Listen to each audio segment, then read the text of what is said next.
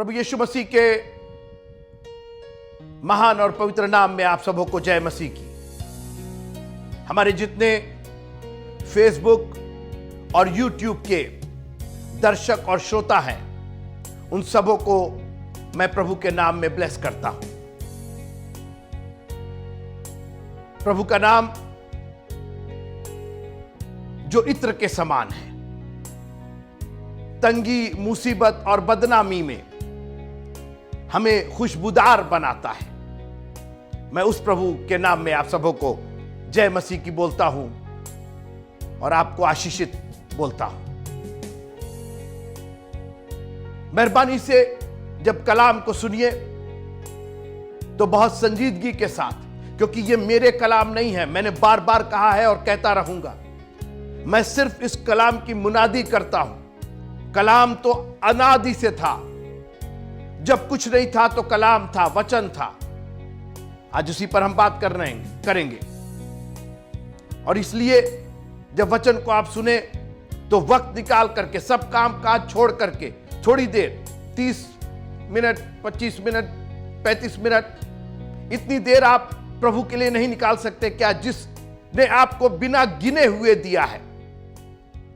हम लोग गिन के बात करते हैं। अब ये जैसे हमने बोला 30 मिनट, 25 मिनट, 35, ये हम गिन के बात कर रहे हैं। उसने तो गिना नहीं है ना, उसने तो बेहिसाब हमको और आपको दिया है। वो तो गिन करके सांसें नहीं देता है ना। हम घड़ियां देखते हैं, हम गिनते हैं, अच्छा इतना मिनट हो गया, इतना घंटा हो गया, इतना। मित्रों, जिसने इफरात दिया है, जिसने बेहिसाब दिया है, मैं यूं कहूं, उसके लिए इतना सा भी वक्त आप नहीं निकाल सकते। कोशिश कीजिए कि बड़े धैर्य के साथ खुदा का कलाम सुने। निर्गमन की पुस्तक में हम बात कर रहे हैं और 20वां अध्याय। मैं बार बार रिमाइंड कराऊंगा आपको इस 10 हुक्म के बारे में। आज अमेरिका नाम का जो देश है, आज विश्व का नंबर 1 देश है। और मैं आपको बताऊं, जब मैं यहां की नागरिकता ग्रहण कर रहा था तो हमें एक किताब दी गई यहां का संविधान पढ़ने के लिए। और यकीन मानिए, मैंने सोचा कि मैं संविधान पढ़ रहा हूं अमेरिका का कि बाइबल पढ़ रहा हूं। पूरा संविधान बाइबल पर आधारित और 10 हुक्म पर आधारित। यहां के जितने कोर्ट हाउस है, अमेरिका के जितने भी कचहरी और कोर्ट है, न्यायालय है, वहां बाहर बड़े बड़े से 10 हुक्म की पट्टियां लगी हुई हैं। ये देश, ये अमेरिका देश आज विश्व का नंबर 1 देश है। यहां एक बहुत बड़ी बहस छिड़ी हुई है, क्योंकि ये धीरे धीरे इस 10 हुक्म से दूर होते चले जा रहे हैं। सारे संसार के लोग यहां आकर के बसते जाते हैं और वो अपनी अपनी चीजें, अपने अपने मान्यताएं लेकर के आते हैं और धीरे धीरे ये 10 हुक्म को खत्म करने की बात की जा रही है। और लोगों का कहना है कि अगर अमेरिका का उत्थान 10 हुक्म की वजह से हुआ तो इसका गिराव भी 10 हुक्म न मानने की वजह से होगा। और छोड़ दीजिए आप मित्रों, जीवन का आधार ये 10 हुक्म है। और मैं आपसे निवेदन करना चाहता हूं कि मेहरबानी से इन 10 कमांडमेंट को, मैंने कहा ये सुझाव नहीं है, ये मल्टीपल चॉइस नहीं है कि ये कर लिया, ये छोड़ दिया, ये कर लिया, ये छोड़ दिया। ये आज्ञा है, कमांडमेंट है। और कमांडमेंट कमांडर देता है। और कमांडमेंट 1 वे होता है, आप पलट करके उस पर प्रश्न नहीं कर सकते हैं। जब आज्ञा दे दी गई, एक लिखा है कि मसीह यीशु के अच्छे योद्धा की नाई, एक सैनिक के समान, like a soldier, the soldier has only 1 job, to obey the command. उसको प्रश्न नहीं करना है, उसको उसके लिए नहीं बनाया गया है, उसको उसके लिए ट्रेनिंग नहीं दी गई है। उसको सिपाही बनाया गया है आज्ञा मानने के लिए। और आज बहुतों ने अपनी आशीषें खो दी, अपना जीवन बर्बाद कर दिया आज्ञाओं के ना मानने की वजह से। बहुत से उदाहरण मैं दे सकता हूं, लेकिन आइए हम निर्गमन की पुस्तक और उसके 20वें अध्याय पर मनन करेंगे। हम सीरीज चला रहे हैं, पुराने नियम की सीरीज है।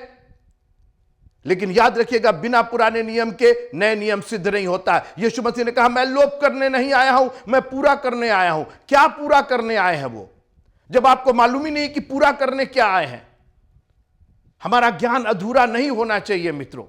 अधूरा ज्ञान बहुत खतरनाक होता है, डेंजरस होता है। और इसलिए पूर्ण ज्ञान के लिए पुराने नियम की भी पुस्तक पढ़िए। 10 हुक्म को सिर्फ याद नहीं कीजिए, अपने जीवन में उसका अनुपालन कीजिए। पिछली बार मैंने आपसे बात की थी, तब परमेश्वर ने, जब कोई नहीं था तब परमेश्वर था। और आज एक लाइन और मैं आगे चल करके उसी पर आपसे बातचीत करना चाहता हूं। तब परमेश्वर ने ये सब वचन कहे। मैं बस इसी पर आज बात करना चाहता हूं, और मैं बहुत करीने से, क्योंकि ये 10 हुक्म मुझे मालूम है कि यही हमारे विश्वास की नींव है। हम नींव के साथ खिलवाड़ नहीं कर सकते हैं। नींव कमजोर तो बिल्डिंग कमजोर, इमारत कमजोर। और मैं नहीं चाहता हूं कि आप फेथ में, विश्वास में कहीं से भी आपकी कमजोरी हो, क्योंकि विश्वास कमजोर हुआ, डर ने घर कर लिया। जहां विश्वास नहीं वहां डर, और जब डर होगा तो फिर आप डरपोक हो जाएंगे, और फिर आपका जीवन नाश होने के लिए तैयार हो जाएगा। लेकिन हम यहां से वचन इसलिए दे रहे हैं कि हम नाश ना हो, बल्कि अनंत जीवन प्राप्त करें। तब परमेश्वर ने यह सब वचन कहे। तब जब कोई नहीं बोल रहा था। आपको खुशी नहीं है मित्रों कि कोई बोल रहा है? हमारा परमेश्वर बोलने वाला परमेश्वर है।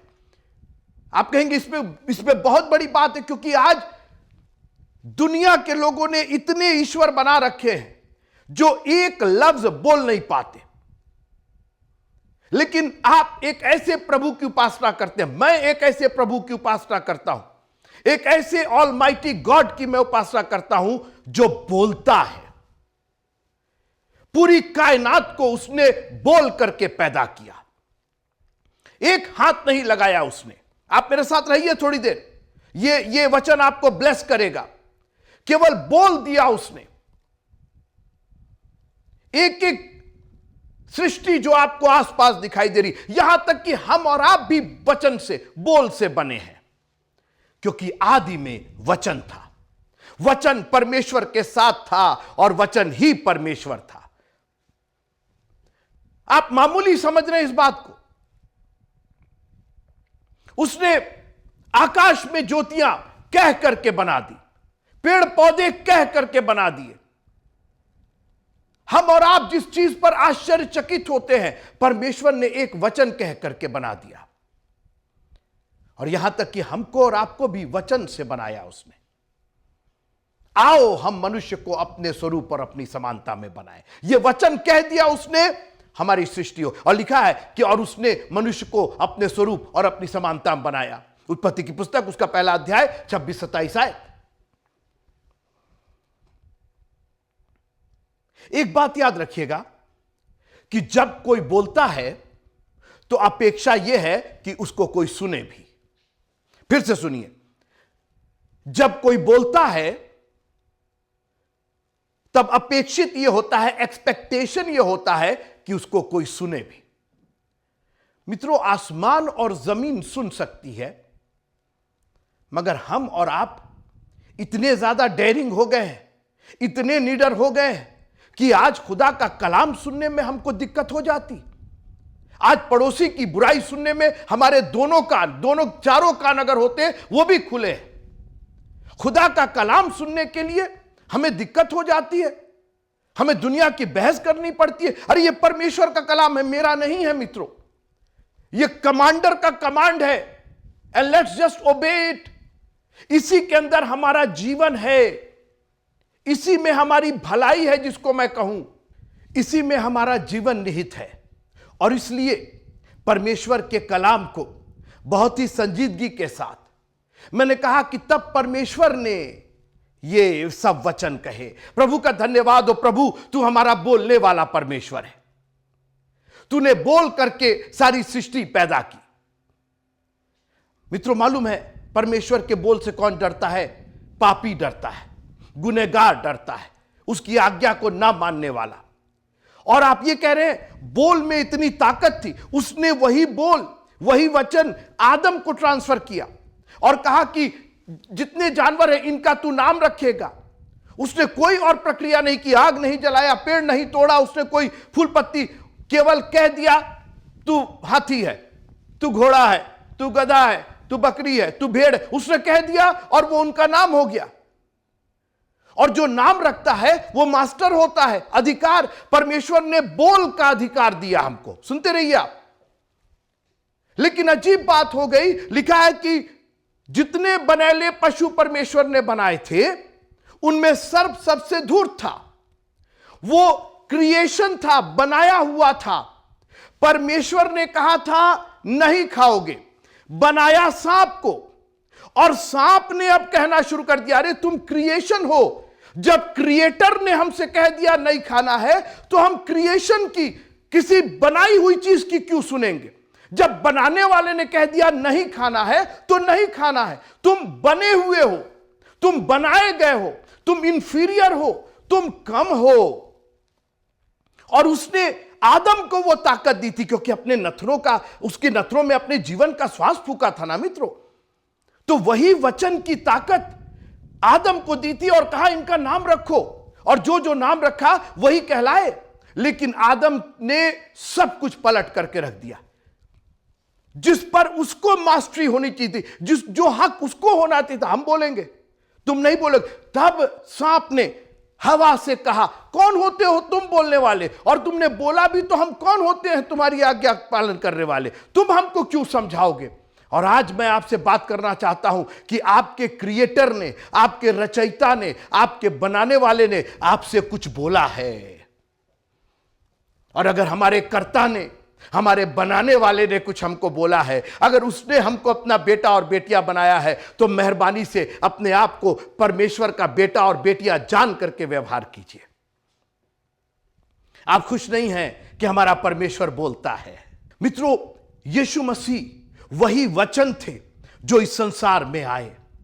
वो वचन देहधारी हुआ।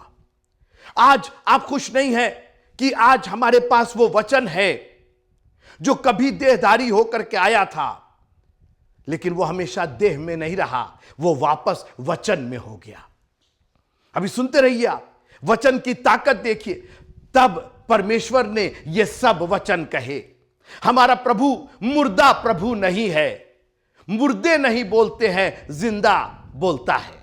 और हमारा प्रभु बोलता है। और मैं बात बताऊं आपको, बोलने का अधिकार तो सिर्फ हमारे प्रभु का है। यीशु मसीह ने कहा जिसके कान हो वो सुन ले, जिसके मुंह हो वो बोले नहीं। प्रॉब्लम यह है कि आज हम लोग इतना बोल रहे हैं, हर चीज में हम बोल रहे हैं। अरे खुदा का कलाम क्या कहता है? वचन बोल करके उसने पूरे सृष्टि का निर्माण कर दिया, और आज भी वो वचन के द्वारा बात करता है। मैं आपसे निवेदन करूं, अगर आप इब्रानियों की पुस्तक, उसका पहला अध्याय, इब्रानियों की पुस्तक उसका पहला अध्याय और उसकी पहली आयत से आप देखिए वचन का कमाल देखिए, वचन की ताकत देखिए। Hebrew chapter 1 and verse number 1 onward. पूर्व युग में परमेश्वर ने बाप दादों से थोड़ा थोड़ा करके और भांति भांति से भविष्यद्वक्ताओं के द्वारा बातें करके, आश्चर्य कर्म करके नहीं, ये चिन्ह और वो चिन्ह। आज हम लोग इसी में परेशान हैं। कितने चिन्ह हम देख ले, कितने बीमार चंगे कर दिए जाए, कितना ये कर, आप बात समझिए, वो सब होगा। लेकिन पहले जो बातें हैं ना, जब बातें आपको उसका कलाम आपको समझ में आ जाएगा, वचन समझ में आ जाएगा, तो ये बाद में सारी चीजें हो जाएंगी। लेकिन वचन को प्रायोरिटी दीजिए, तब परमेश्वर ने ये सब वचन कहे। अभी 10 हुक्म तो रहने दीजिए, अभी तो बाद में हम उस पर चर्चा करेंगे। पहले तो इस पर चर्चा हो जाए कि बोल कौन रहा है। वो तो हमारा परमेश्वर बोल रहा है, क्योंकि हमारा परमेश्वर एक जिंदा सर्वशक्तिमान परमेश्वर है। दुनिया में इतने सारे पूजनीय हैं, कोई बोलता नहीं है। इन दिनों के अंत में हमसे पुत्र के द्वारा बातें की। वो बात, कोई बात तो सुनने को तैयार नहीं। हमको चमत्कार दिखा दीजिए, हमको चंगाई दे दीजिए, हम बात नहीं सुनेंगे। और इसीलिए आज हम में से कितने बीमार हैं, हमें चंगाई मिल ही नहीं पा रही है क्योंकि हम बातें ही नहीं सुन रहे। क्योंकि मित्रों, उसकी बात में, उसके वचन में ही तो चंगाई है। चंगाई मेरे हाथ रखने में नहीं है। बाइबल तो मना भी करती है कि जल्दीबाजी में किसी पर हाथ मत रखना। आज हम प्रचारक लोग, पास्टर लोग दीवाने हुए कितना हाथ रख दे। मैंने हमेशा अपने चर्च में इस चीज को रोक के रखा है, ये हाथ रखने वाला, क्योंकि हम ऐसी जगह रहते हैं कि सबको टच कर दीजिए, हमको छू लीजिए आप। यीशु मसीह ने झोले के मारे को छुआ तक नहीं, एक उंगली नहीं लगाई उसके ऊपर। मेरी बात सुनिए, केवल बोल दिया, जा तेरे पाप क्षमा हुए, उठ अपनी, बोल करके मित्रों। और बाइबल कहती है उसने अपना वचन, क्योंकि हम वचन तो मानते नहीं है ना, हाथ रख दिया। हमारे हाथ में क्या है? यह वचन है मित्रों, वचन जो हमें चंगाई देगा। हमारा परमेश्वर कहने वाला, बोलने वाला परमेश्वर है। आप क्या बोलना क्या चाह रहे हैं? मैं ये बोलना चाह रहा हूं कि जब कोई बोल रहा है तो मेहरबानी से सुनिए। When God is speaking, you better listen to him. परिवर्तन के पहाड़ पर अपने चेलों को लेकर के चले गए यीशु मसीह। वहां बोलना था पुत्र को, तो बोल रहे थे ये लोग, हम 3 मंडप बनाएंगे, हम यहां पूजा स्थल बनाएंगे, हम यहां एक चर्च बनाएंगे, हमको बिल्डिंग चाहिए, हमको फलाना चाहिए, हमको ऐसा चाहिए। ये मेरा प्रिय पुत्र है, इसकी सुनो। क्योंकि सुनने को कोई तैयार नहीं। पर तो आप कहेंगे कैसे सुने? ये परमेश्वर का कलाम है मित्रों, ये परमेश्वर का कलाम है, यही सुनना है आपको। जब आप पढ़ते हैं जोर से पढ़िए, आपके कान में इसकी गूंज जानी चाहिए। आप वचन की ताकत देखना चाहते हैं? मेरे साथ आइए। मरियम और मार्था के घर में कोहराम मचा हुआ है। तू होता तो मेरा भाई नहीं मरता। यीशु मसीह ने कहा, कहां रखा है तुमने उसको? अरे क्या करेंगे, अब तो उसमें से बदबू आती है। वचन की ताकत दिखाएंगे तुमको आज। तुमको मालूम नहीं है कि वचन में कितनी ताकत है। तू होता, अरे प्रभु आप होते तो आप हाथ रख देते उसके ऊपर, आप उसके सर पर तेल लगा देते, आप उसको तो मालिश कर देते, आप उसका।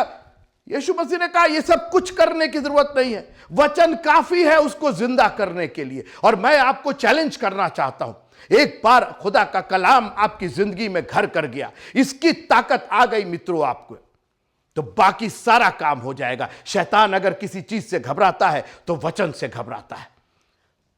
और यीशु मसीह पहुंच गए कब्र के ऊपर। क्या किया उन्होंने? जंतर मंतर, धुआं, ये धूप, वो अगरबत्ती, ये लाओ वो लाओ, ऐसा करे, इसको जिंदा करे। अरे क्या कर रहे? दुनिया तो यही कर रही है। हमारे प्रभु के पास ये सब कुछ करने की जरूरत नहीं है। उसने एक वचन दिया, कहा लाजर बाहर निकल जा।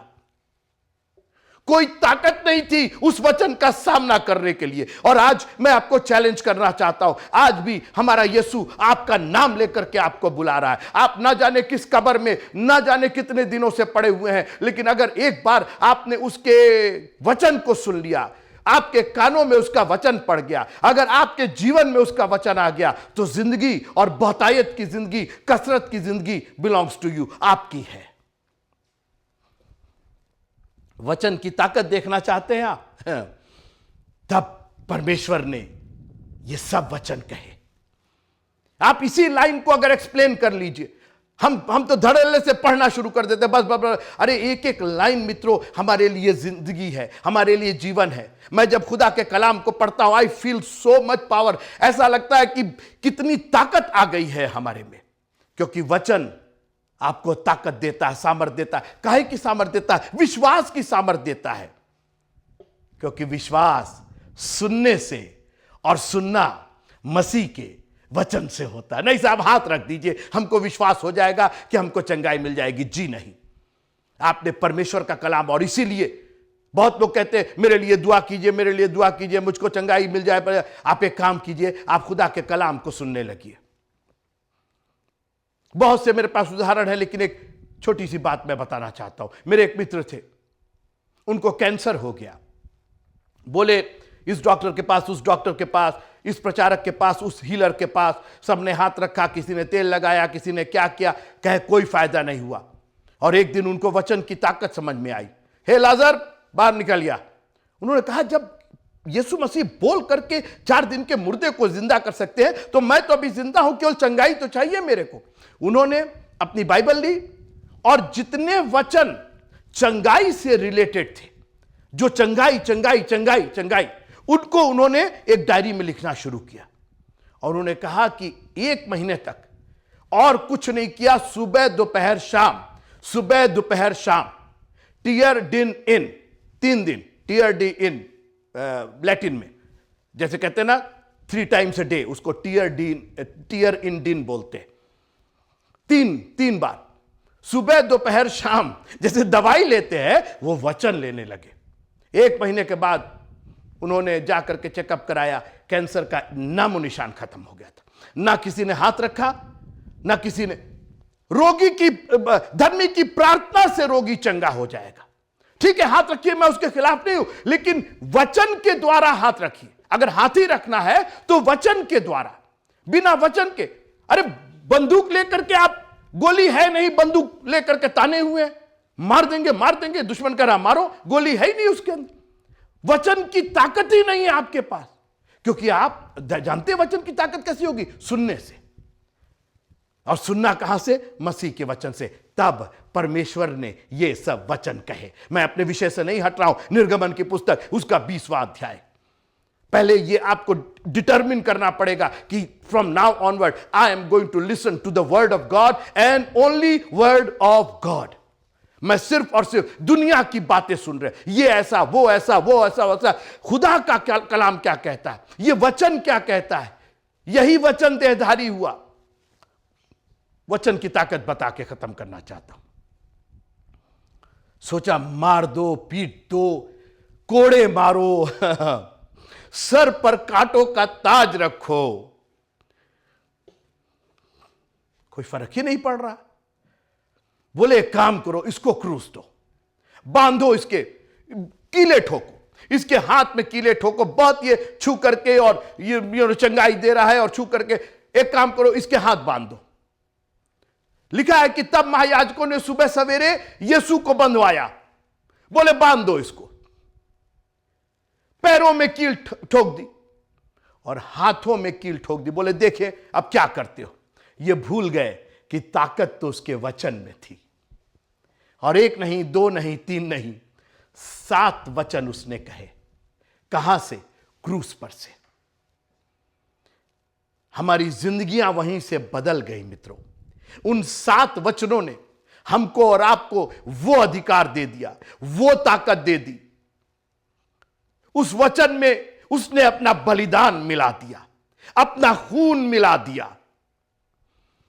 बिना खून बहाए पापों की क्षमा नहीं थी। उसने कहा यह वचन को और ताकत करते हैं, इसके अंदर और पावर डालते हैं।